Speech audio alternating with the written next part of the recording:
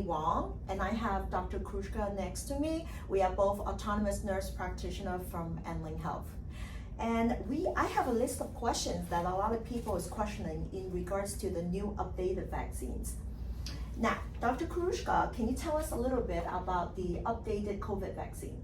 Sure. So the updated new COVID vaccine that actually was approved by the FDA on September 14. So they're saying that because over time, over the last couple years, that so many different variants. So they did a lot of study. So the study doesn't show that it is not a booster actually. It is a vaccine that can protect the different variants, especially started in September. So after September, there's quite a different variants that one after another and just causes different waves. Although it is actually getting better, but still in Florida, we see some positive cases after July. That is very true because a lot of people think that COVID is not here anymore. Actually, the wave is getting up higher again now, and a lot of people only have symptoms for a few days and they become better. So nobody really think of it as COVID. They thought it's just a common cold. Right, so people are getting some cold, and then of course they reach out to their provider. The first question we always ask, did you get a COVID tested?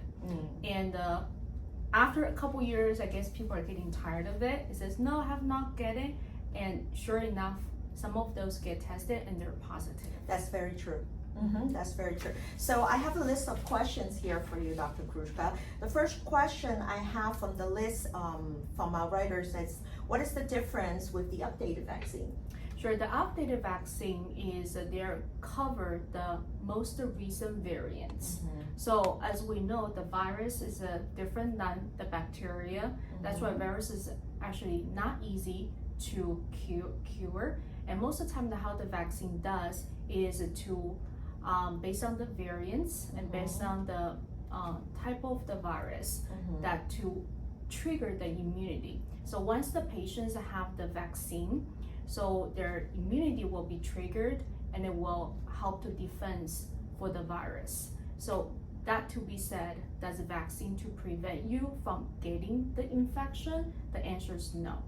The vaccine actually helps you to minimize the symptoms because your immunity triggered as soon as possible and trying to fight for it. I agree with that because we do have a lot of patients and they said, oh, I had the vaccine, I have 3, I have 4. I'm not gonna get any COVID again. And sure enough, like Dr. Krushka said, they didn't want to check and they thought it cannot be COVID. And yes, many of them tested positive. All right, the next question I have on my list is, how effective are the updated vaccines against the current variant of the COVID? So based on the study, it is effective. Again, effective is relevant. If there's still small certain people that they are still getting the infection. Of course, there's back in a couple of years when the COVID just started, there's a study showing that how often people get infected. There are many factors. For example, how long you're getting contact with the infected person, or how's your immunity? Is that your immunity strong to defend for it? Because the patient sometimes can get in contact with the positive person and they're not positive or they're not showing any symptoms.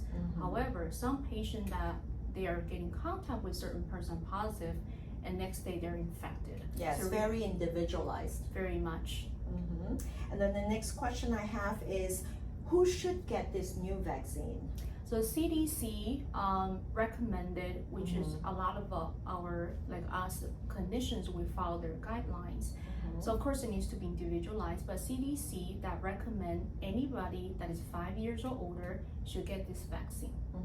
And we do have a patient misunderstanding that still it needs to be 65 years or older, and that's much outdated. Maybe a couple years ago when they get started, when they don't know much about vaccine, they're still in the study of it. But as of now, is 5 years old or older for this new update. All right.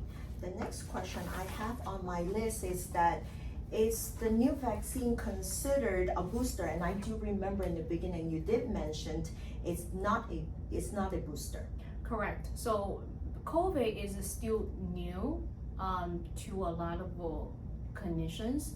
It's not like a flu that we know every year you get it. So COVID, I think that now based on the study, they're looking at it, it might become just like a flu vaccine that wanted the patient to get it once a year because the new variants. Now, how long it's gonna last, we still don't know, but that seems as a trend. So this new update is actually not considered as a booster. It's actually called a vaccine. Thank you.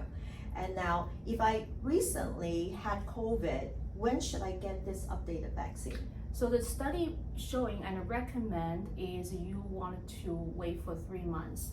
Really the rationale is after you get infected, because it already trigger your immune system. So there is still some immunity that lingering there. And so kind of somehow kind of protect you. Some studies showing that the lingering immunity will be lingering there for 6 months or a year. That really depends on the patient. And of course, some studies showing that the stronger symptoms that you're having, the longer immunity. But again, that's really depends on the individual. So on the average, they'll say wait for 3 months. So after 3 months, you should get the new update. Okay. And then if I recently received a dose of the bivalent vaccine, when should I receive this new vaccine? So you gotta wait for a few months. If you receive the last dose of the bivalent, you should wait for a couple months to get the new update. Pretty much the same reason. Correct.